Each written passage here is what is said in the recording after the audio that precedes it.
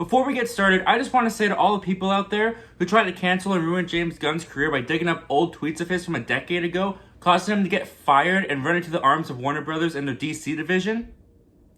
Thank you. Thank you so much. The Suicide Squad was directed and written by James Gunn and stars a lot of people, but mainly Viola Davis, John Cena, Idris Elba, Margot Robbie, Daniela Melchior, David Delch-Marchian, Joel Kinnaman, Sylvester Stallone, Pete Davidson, and Jai Courtney. Just to name a few. Now, to address the elephant in the room, because it is really hard to talk about James Gunn's The Suicide Squad without mentioning that 2016 version done by David Ayer a couple years ago. That Suicide Squad movie has gotten a lot of hate and a really bad reputation over the past few years. I had a really good time watching that movie in theaters. I saw it with a couple of friends. For me, it was just the right movie at the right time. And while I do think the movie is entertaining, I can also see all the problems it has. I just always loved that concept of these villains who did the dangerous government jobs that no one else wanted to do because they were expendable in hopes of getting time off their sentence. But needless to say, a lot of stuff in that version of the Suicide Squad really did not work. But everything that didn't work in that movie, James Gunn has fixed in this movie. First of all, this movie benefits the most from having an R rating. Not only is it incredibly gory and violent, but within the very first 5 minutes of this movie, James Gunn really sets up just the dangers it really is to be a part of this Suicide Squad. The risk that these villains are taking just to get some time off their sentence. One of the things that was promised to us when James Gunn was making this movie and promoting it was that no one was safe and don't get attached to characters.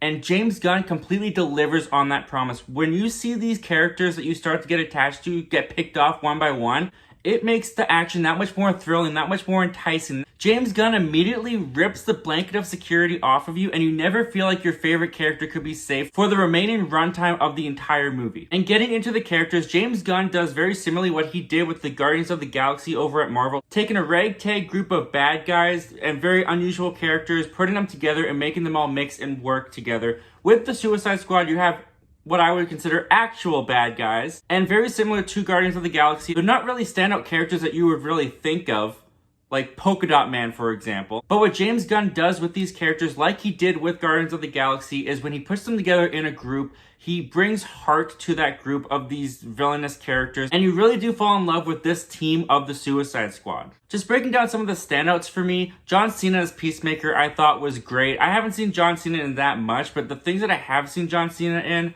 I haven't been that impressed with the guy. This has to be his best work. I really enjoyed John Cena's character of Peacemaker in this movie. I know he's getting an HBO Max spin-off series, and when I was watching the movie, I was really looking forward to seeing Peacemaker spin-off series until it hit me. The reason I really loved Peacemaker in this movie also has to be contributed to Idris Elba as the character Bloodsport. Idris Elba and John Cena work really well off of each other. They both have a shot that never misses, so when they go through these action sequences, they're always trying to one-up one another. It's a really great comedic duo, and I think that Idris Elba helped bring out the best in John Cena. Characters that weren't even on my radar going into this movie, Polka Dot Man and Ratcatcher 2. Great characters. I really enjoyed these two in the movie. I didn't expect anything from these characters, and I had a blast. Polka Dot Man, yes, he's just as weird and unique as his name would suggest, but he's also got a side effect with his powers that relates to his sight that is a visual gag throughout the movie, and I laughed every time it popped up. Ratcatcher 2 is a lady who can control rats. It doesn't seem like a very significant power when you're first introduced to her in the movie, but throughout the movie, the way that she uses this power,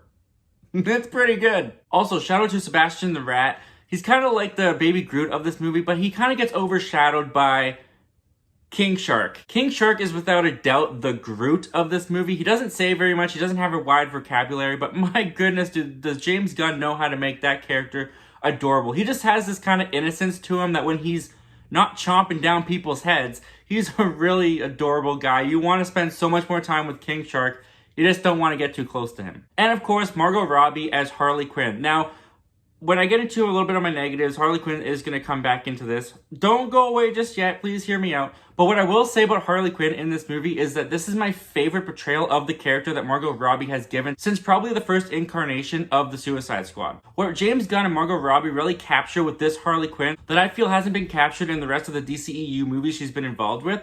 The girl's insane. Like, she's absolutely insane. You don't want to be her friend. You don't want to be around her. There are times in this movie where Margot Robbie's Harley Quinn, she's legitimately terrifying. You see the insanity and just how deranged and unhinged she really is.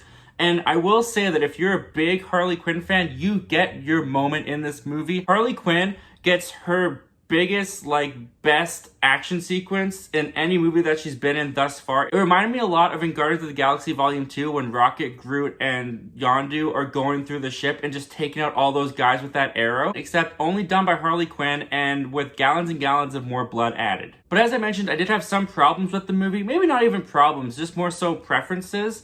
I did feel like the Harley Quinn character, while I liked her in this movie and I really enjoyed Margot Robbie's performance, I didn't feel like she needed to be involved with the group. When we get into the middle portion of this movie, there's kind of a side plot, a side story going on with Harley Quinn, which is separate from our main group of characters in the Suicide Squad, that I did feel like kind of dragged the pacing down just a little bit. And once Harley Quinn does get integrated with the Suicide Squad, I did feel like she got just a little bit more annoying to me. There were definitely times where I just felt like she went on for a little bit too long, and I was just like, okay, Harley, we stop talking now, please. But besides that one little nitpick, I didn't really find all that much that I didn't like within this movie. I thought the action was incredible. I'm still on the fence, but I'm pretty sure this might be the most violent comic book movie I've ever seen. Not all of the violence was realistic, but in terms of how much blood was shed in this movie, I don't know. What do you guys think? Did you think that this movie was one of the most violent comic book movies ever made like I did? Aside from that, all the performances were great. The movie had heart within the character dynamic. I walked into this movie basically not knowing a single character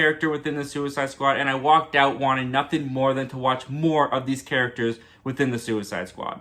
If you're not too squeamish and you didn't really enjoy the first Suicide Squad attempt, I would definitely recommend checking out The Suicide Squad. It is a vast improvement over the 2016 Suicide Squad, and actually makes it look even a little bit more embarrassing than it already did. Up until this point, I have not loved a single DCEU movie. I've liked a majority of them, but never loved them. I can finally proudly say I loved a DCEU movie, and it's The Suicide Squad. What did you guys think of The Suicide Squad? Have you had a chance to check it out yet? Comment down below, let me know. I want to know all your thoughts and opinions about this movie. As always, you guys, thank you so much for clicking on this video and checking out my channel. If you like all things movies, TV, and entertainment, why don't you go on and click that subscribe button, click that like button, click that notification bell, all that YouTube stuff. And I hope to see you guys again real soon.